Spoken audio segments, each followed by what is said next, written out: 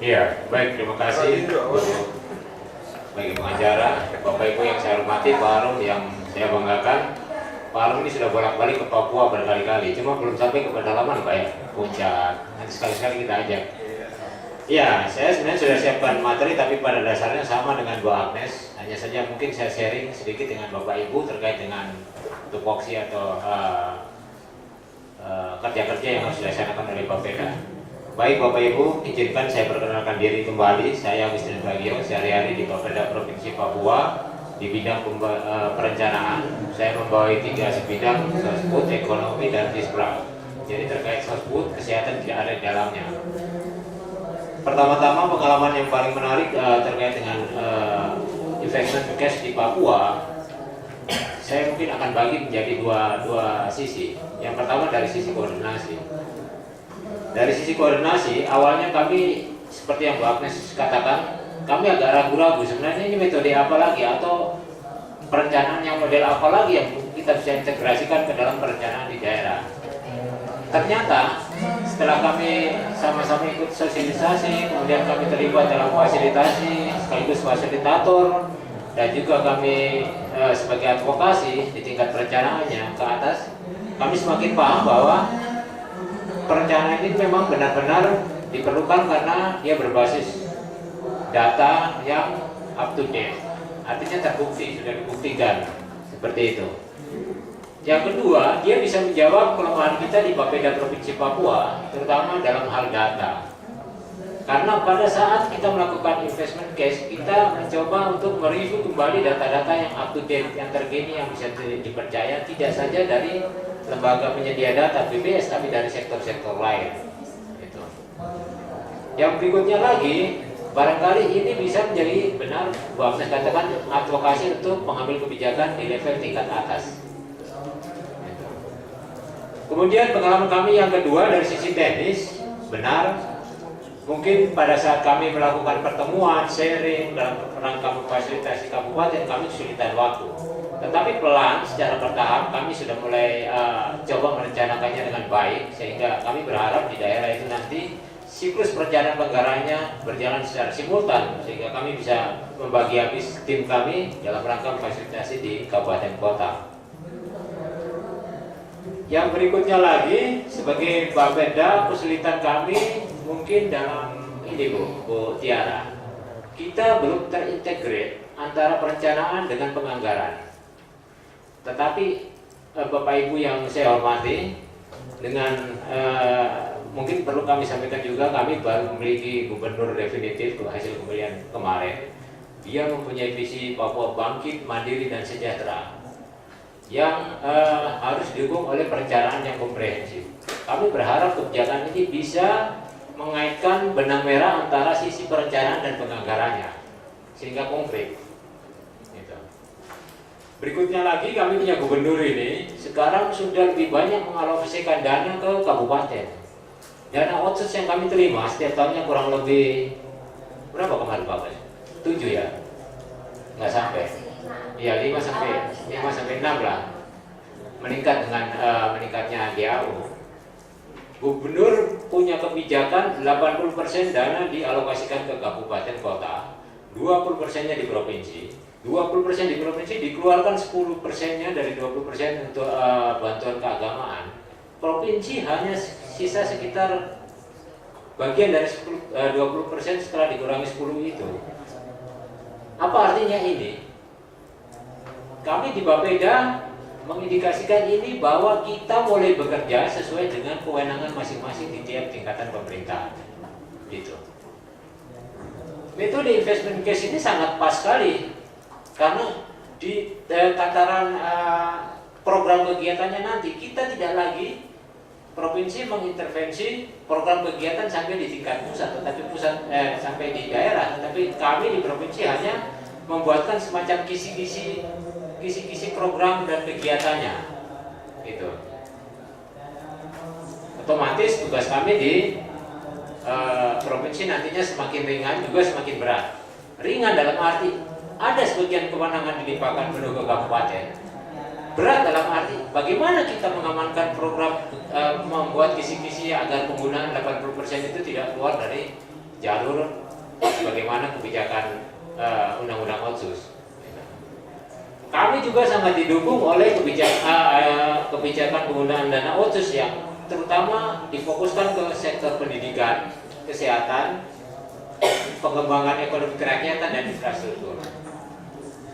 Tadi Bu Agnes sudah jelaskan di situ bahwa setelah investment cash masuk ada semacam output yang nyata bahwa ada peningkatan dana pembangunan di sektor kesehatan. Ini baru sisi outputnya. Kita belum mudah-mudahan tahun depan kita bisa melihat dampak, syukur-syukur melihat keberlanjutannya sampai 5 tahun ke depan. Jadi hal menarik selama kami 3 tahun ya, memang relatif muda, masih muda ya ini.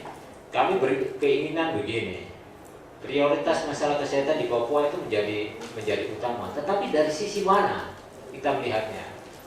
Papua itu kalau orang bicara Papua di nasional, bicara kemiskinan dia paling terbelakang. Bicara kesejahteraan dia paling terbelakang. Tapi bapak-bapak di nasional, di pusat juga harus sadar betul bahwa kemiskinan di Papua itu hanya menyumbang sekitar 4%, Bu, Bapak Ibu. 4% dari kemiskinan nasional. Surabaya itu Jawa Timur 15 juta lebih miskin. Kita hampir separuh memang miskin, sepertiga. Tapi sumbangsinya ke nasional hanya sekitar 4%. Berbicara lagi, kenapa kita tidak implementasikan ke semua kabupaten secara serentak?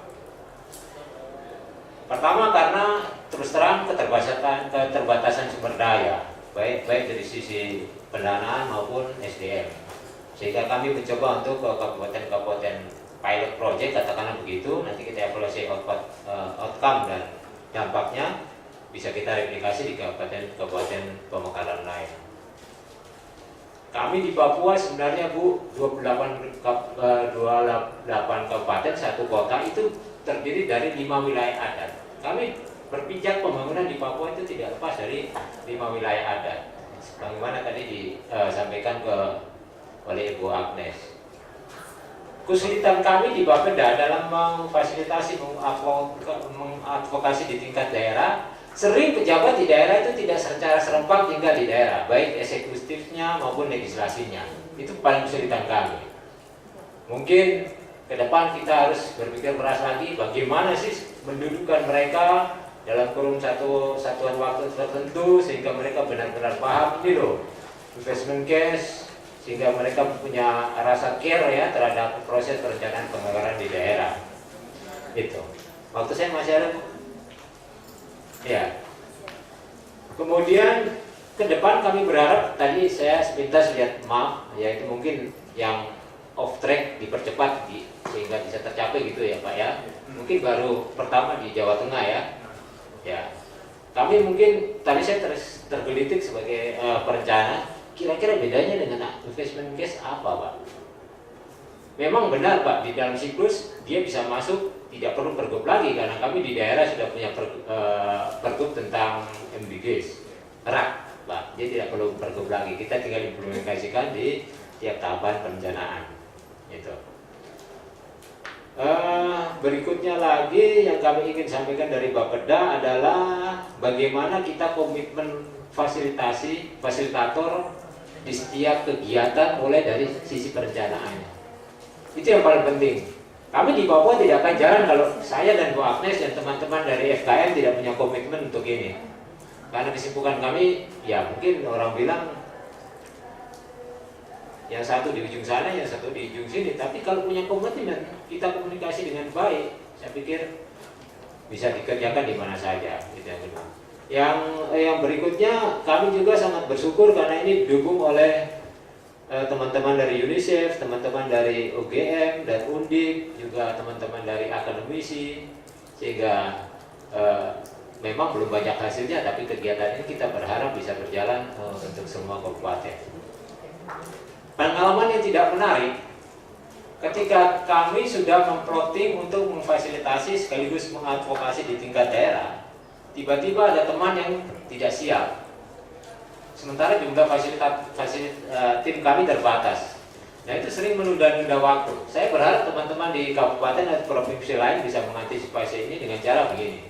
Coba kita review kembali perencanaan di daerah, terutama siklus waktu perencanaannya, sehingga pendekatannya sama.